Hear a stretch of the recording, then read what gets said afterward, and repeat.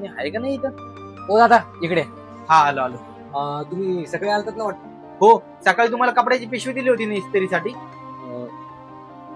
ही वाली पिशवी तुम्ही दिली सकाळी. हो, सकाळीच दिली होती. झालंय का काम? ते काय आहे ना, आम्हाला उद्या लग्नाला जायचंय बघा, त्यामुळे अर्जंट लागणार आहे. हो हे तर झालंय, पण मी काय म्हणतो, आतापर्यंत तुमच्या घरात भांडण लागलं असेल ना. भांडण? पण ते कसं? थांबा, कुठे ठेवली? ठीक आहे, तिथे ठेवली. धन्यवाद धन्यवाद. ते काय आहे ना, त्या साखळीचा कोंडा थोडा ढिल्ला झाला होता बघा, म्हणून गळ्यातून काढून पॅन्टीच्या खिशात ठेवली होती. पण खरंच तुमच्या जागेवर दुसरं कोणी असतं ना, तर मला ह्याचा पत्ता सुद्धा लागू दिला नसता. आणि तरी देखील मला एक प्रश्न पडला, ती साखळी तुम्ही ठेवून जरी घेतली असती तरी कोणाला कळलं असतं? दादा, माणसा स्वभाव चांगला असायला पाहिजे. कदाचित तुम्ही विसरले असेल, पण मी आजही नाही विसरलो. या अगोदर मी एका पेट्रोल पंपावर कामाला होतो. माझ्याकडून तुम्हाला शिल्लकचे पैसे आठवतं का?